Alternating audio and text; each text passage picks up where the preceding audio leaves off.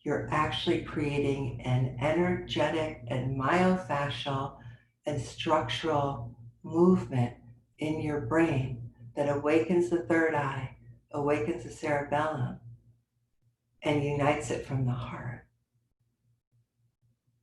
We have the power within us. We always have. So like the ant that can pull down an elephant by the ear because it's filled with love. By the way, I think ants are about the size of a mustard seed. Just saying. It's all it takes. And if we look around at all that's been created, even Las Vegas, like how insane is somebody created Las Vegas? Like, it's insane to me. It's so cool. Not that I want to spend my time there always, but it's incredible. When we can focus on, we live in this incredible time because people were in imagination. They were in inspiration. So no talk comes without a moral, otherwise it's just blah, blah. So the moral today is know that imagination is inspiration. Inspiration is love. It comes from within, and love creates the world of oneness. I thank you so much for your time. It's been an honor today. Shanti.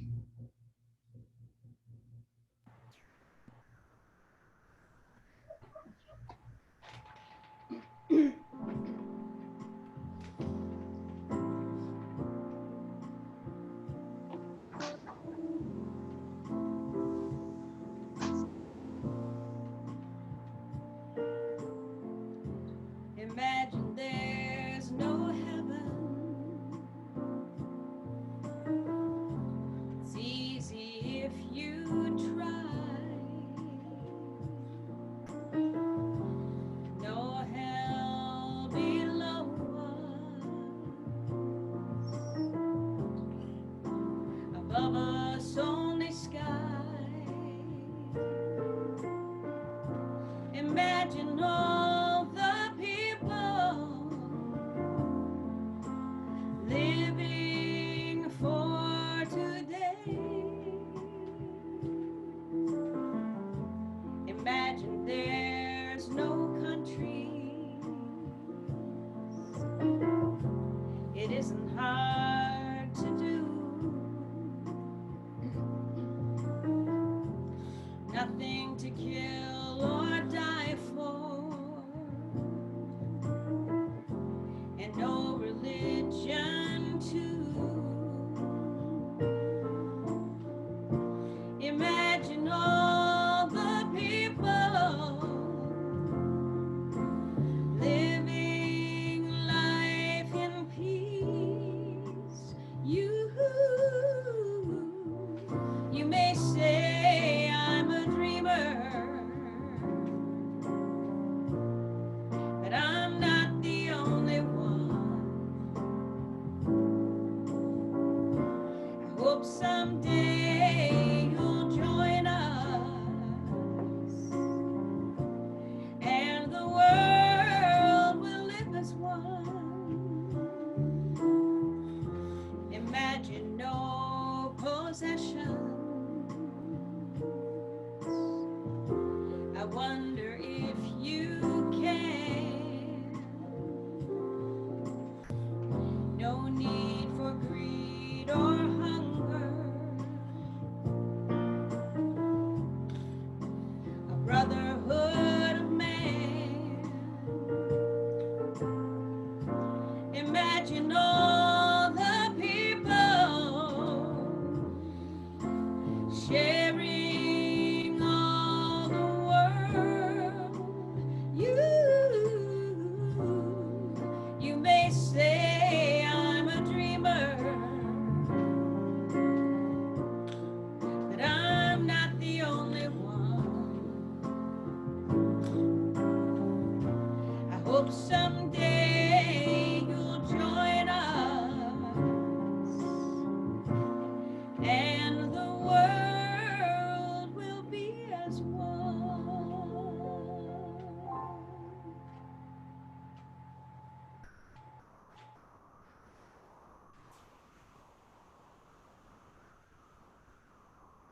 Thank you. Thank you. Am I supposed to introduce somebody now? No, if you wouldn't mind, would you just be kind enough to give us a closing blessing? Absolutely. Thank you. I knew something was expected, but I was still at Imagine. Yeah. My pleasure.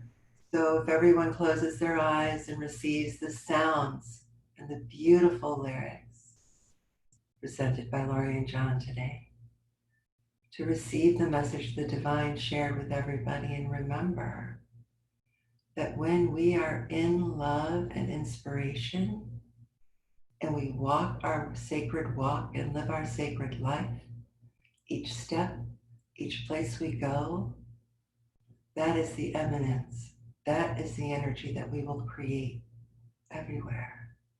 So may all of the divine beings, the creators, spirit guides, and angels embed the love in our hearts even stronger, brighten the flame bigger, and allow us to keep this experience with us for eternity. Oh.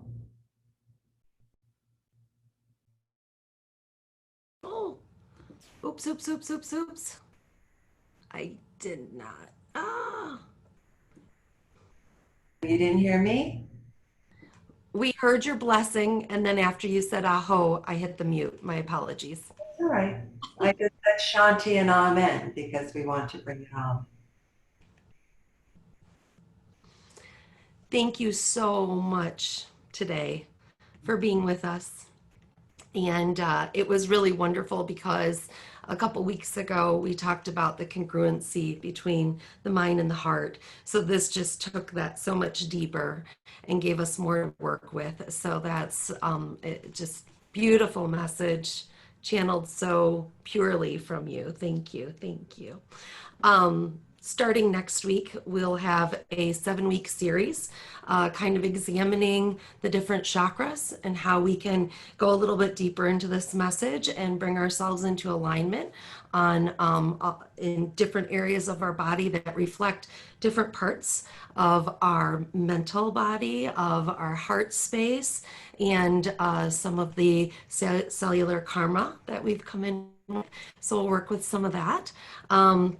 Other than that, let's see here. I don't think we have any announcements from Angel's Landing in particular. So we thank you all for joining us today. What a beautiful service. If you have any feedback at all, if you have any topics that you'd like covered or anything else, please feel free to email Melinda or myself personally. You can find all the contact information on the website, angelslandingspiritualcenter.com. And if you're able to make any sort of a love offering to help the Spiritual Center continue to operate, that information is also online. There's an electronic component there for donations. You can also send in a check if you prefer. And if you'd like to get on our regular email list to have a link every week to be included in this, or join us on Facebook Live for as long as we can do it, that would be great. Okay. We invite you to stay for a bit if you'd like for fellowship. We're going to take a few minutes to take a break. I'll turn off our recording and our Facebook Live. Let everybody stretch their legs for a minute. Go grab your favorite beverage. Come back and visit for a little bit. So if you're going to leave us now, thank you so much for joining us. Every part of everybody's energy makes this a sacred circle and really helps everybody heal. So if messages don't hit you directly, recognize that your energy is here to also help everybody else. Okay, we all help each other heal, and that's what we're here to do because we're all part of the one. So blessings to each and every one of you. See you next time.